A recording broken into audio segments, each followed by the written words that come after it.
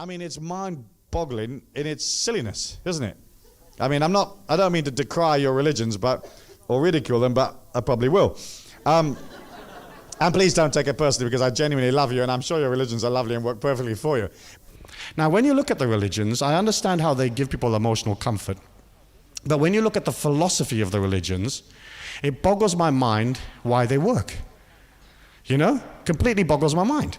Because when you look at what they're actually teaching, it's sort of most of it, and the rest of it is rather sort of and you're wondering, like, how does this work in a modern techno, where you've got like 5 billion techno weenies in a society? How do you sell them this stuff?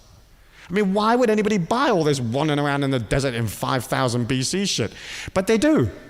Why? Because the religion, it doesn't matter what the religions teach. They can teach anything. It doesn't matter how many totally insane rules they come up with, okay? It doesn't matter how much they manipulate and control their members. All they have to do is grant people the illusion of the particle state.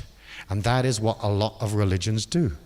They grant their people the illusion of the particle state. Why? Because what they say, don't be lost in the hellfire of the hazy wave, cast into the oblivion of it all. Come over here, and you can be separate and special. You can be chosen. God will single you out for special treatment, and by the way, we will give you immortality. Guarantee, all you've got to do is follow the rules and give us 10%. And you say, is that all I got to do? Just show up on a Friday, Saturday, Sunday, Monday, whenever the holy day is, sit in a chair, sing a few hymns and airs, and God will give me immortality. And they say, yes. You are special. You are chosen. You are a particle. Come on a Saturday and there'll be 100 others there, and you can all sit there and observe yourselves. You can observe the back of the bloke in the front of you. Watch him be a particle, and he can turn around and observe you to be a particle, and we can all observe each other being specially chosen and selected to be particles. And people buy it. And people buy it. And it doesn't matter if the philosophy is completely and absolutely ludicrous and doesn't mean a damn thing, as long as you're given them the particle state. You know? And it boggles my mind. I mean, some of the religions that, well, particularly Christianity has a mixture of very interesting religions, but the one that I like the best is the Jehovah's Witnesses. Now, if you are a Jehovah's Witness, forgive me, but there's a part of your religion that really tickles my sense of humor. And it is part of the Jehovah's Witnesses' belief that Jesus is coming back for them. Nobody else, just them. We're special, okay, so here we are. And I don't know how many Jehovah's Witnesses there are, but there's 7 or 10 or 15 million, however many are. Let's say there's 10 million, okay? And Jesus is going to come back for them. The rest of the people, Jesus isn't going to bother about. And he's going to raise these characters up. I mean, literally, lift them off the ground. And they are going to float off with Jesus. Now, there's no explanation how this is going to be done. But obviously, once these Jehovah's Witnesses get up to around about 12, 14, 15, 16,000 feet, oxygen becomes a serious problem. At 30,000 feet, air pressure is extremely serious, okay? But let's just have faith, brothers, because we are particles, we are selected, and we're going to be flying off with Jesus. And let's pretend, or let us hope and pray, that Jesus has figured out all this oxygen and air pressure routine out, okay?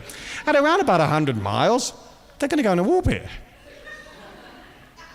I mean, literally going to go into orbit. It stands to reason. There's no other place they can go. So if they've survived the oxygen and they've survived the air pressure, they're going to be in orbit. Well, now, the effect on our planet of 10 million Jehovah's Witnesses going round and round every 90 minutes is going to be very impacting on the planetary group's soul. And you'll be sitting here in Century Grove, Nerang, Surfers, or whatever, and this bloody great dark cloud's going to come past. And people are going to say, what was that? And you're going to know, right? Because you've been to this seminar, right? And you're going to say, don't worry, mate. That's just for the Jehovah's Witnesses. They go around every 90 minutes. Have a beer, come back in 89 and a half minutes, and they'll be round again.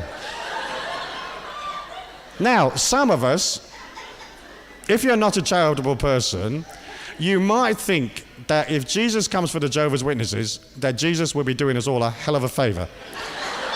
Because all of that, putting on your pajamas and stuff, to knock on the door, to have this person in a polyester suit give you a magazine, is slightly irritating.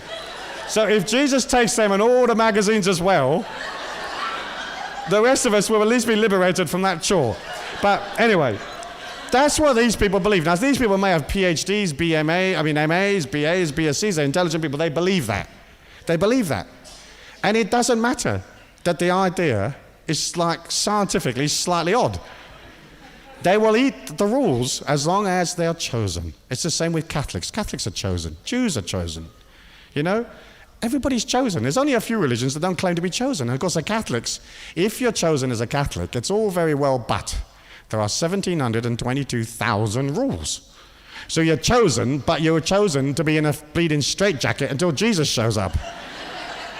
And if you do Catholicism, my heart goes out to you. And my heart goes out to you because you certainly have signed up for one of the silliest religions in the world. Sweet, I love the singing, I love the churches, I love the prayers, but the rules, But then maybe you need rules to realize that you've got to be free. But if you're Catholic, you're stuck with rules, you're stuck with guilt and sin and all that stuff. And of course, Catholics are not allowed to masturbate. No way. That's one of the things that pisses Jesus off seriously, right? Anybody touching themselves up or giving themselves a hand, nah.